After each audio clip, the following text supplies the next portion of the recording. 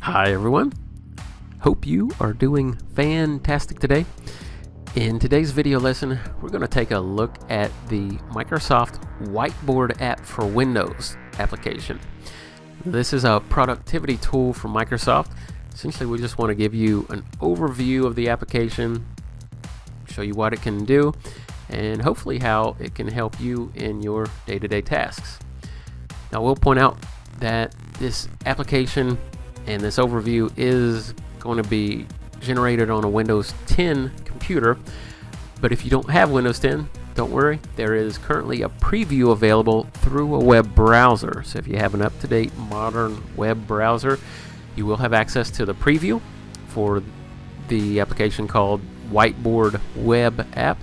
And also, if you happen to have an Apple iPhone that has the iOS operating system installed on it, you'll have access to this as well. Simply download the application, install it on your iPhone, you're good to go. Now, from my Windows 10 computer, if I want to open up the application, just a couple ways to do this. I could click on the window button and directly scroll to the application. However, I know the name of the application, which is Whiteboard. All I have to do is click in the type here to search bar and begin to type the word.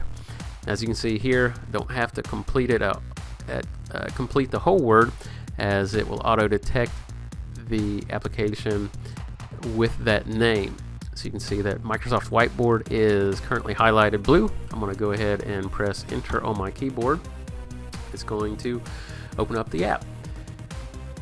Currently, it has this create new whiteboard button available here. I'm going to click on the white square to go directly into the whiteboard.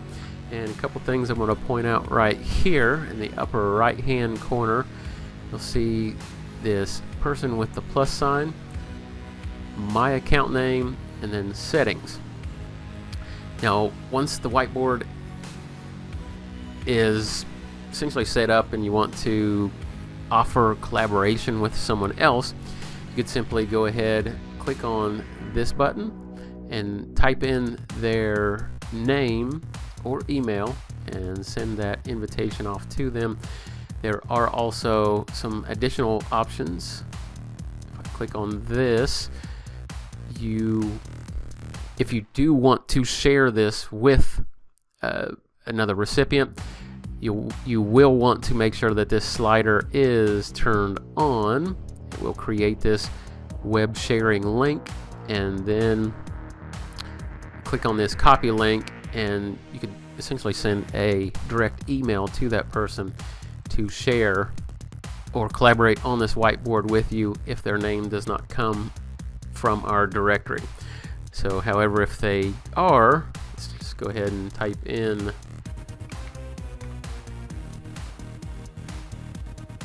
this recipient's name, and since they are in our directory and a part of Office 365, Casey is accessible and available for me to offer collaboration on this whiteboard with him. I'm going to go ahead and, just for the sake of this video, cancel that option. You'll see here that you can collaborate on this whiteboard with other staff members. Next, we're going to go into the settings area. And whenever I click on the gear, in your case, if it's the first time that you've opened up your app or you've not ever changed this option, this ink to shape option is very beneficial. What it will do is it will take a drawing that you create and actually make it more perfect. I'll show you that here in just a second. Next, I'm going to go ahead and turn that on for now. The next is ink to table, active pen. Give you a few options in that. Export image, where you could take your entire whiteboard, export the entire whiteboard image in itself. You could directly clear the canvas, so anything that is drawn on here is immediately removed. The whiteboard background, this will give you an option. You could make some subtle changes to exactly what is applied to the whiteboard, and make it, customize it based on how you would like it to appear. And also some of these other background options that would essentially give you the option for maybe a grid or various customizable features. So we go back into settings, you can see some of the other options available there for you. Now, in your case, you will probably start off with the options listed below here. So if we click on this pin, once again, that will be your active pin. You can see that the markers or the pins that are available to you are currently listed here. If you want to change any setting that's currently applied, just click on the pin again. You can see here you could directly change the color. You can also change the thickness of that pin point. And it's kind of neat here is that you can have a blend of all the colors together, all by making that selection. We're gonna leave black as the option for now, and going back to showing you the ink to shape option is, let's say I wanted to draw a circle but I don't draw it so well. What is going to happen is that ink to shape option will solidify and make that circle much more perfect than I could have ever gotten it. You can see here, this one, I'm wanting to remove that. Now most people know that yes, you normally do have the eraser, which you can use, and let me also point out a couple of these other tools here. You will have your highlighter, ruler, and lasso tool. And I'm going to select the lasso tool because what it will allow me to do is to select the drawing that I don't want and give me the option to do a few things with it. In my case, I'm wanting to delete it, but you could create a copy, cut it, delete, or make a comment on it. I'm wanting to completely remove it and get it off the whiteboard. Next one, oops, let me go back and select the marker. Let me draw a square and we'll see how much better that can be made, cleared up. Much better. Next, another shape. A little bit of a triangle. Kind of a three-dimensional triangle. And then there we go. Pretty good. Very beneficial for what you can do with that, especially when it makes your shapes a lot better. And let's go, I'm going to click on the check mark, and I'm just wanting to tell you what, so I think you get the idea of exactly what you can do with the shapes. Creativity tool, maybe you're working on something. You could of course add text and simply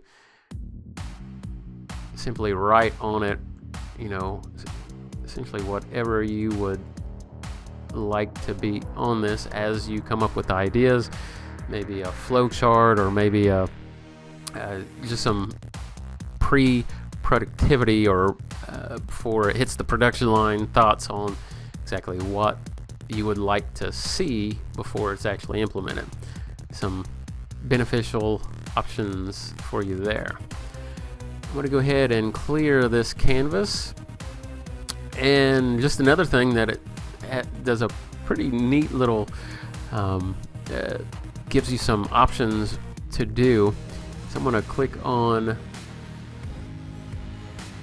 the insert picture tool, and we will go and insert this snowy background. The neat thing with this is if you scroll with your mouse wheel, you can adjust your zoom. However, you can also change the size altogether of this, as well as while I am holding down my mouse button, it is allowing me to change the direction of this. And also this little button here is a note, so I could say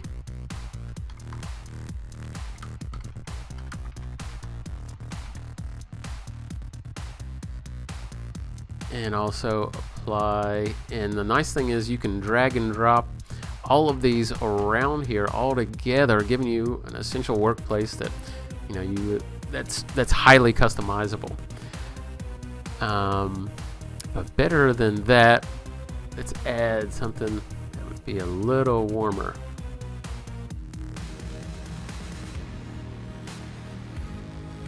And once again, we'll add another note. And apply that right on top. And let's go ahead and straighten that up just a little bit. So those are some of the essentials with the Whiteboard app.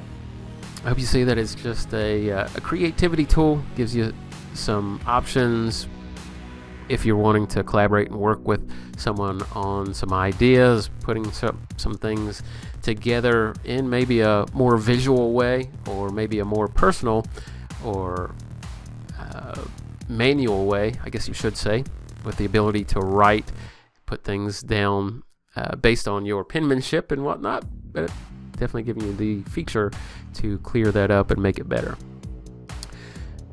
So I hope that gives you some better ideas. Hope you're able to implement and put this into your workday, and hope this video has helped you out tremendously. Thank you very much. Have a great day.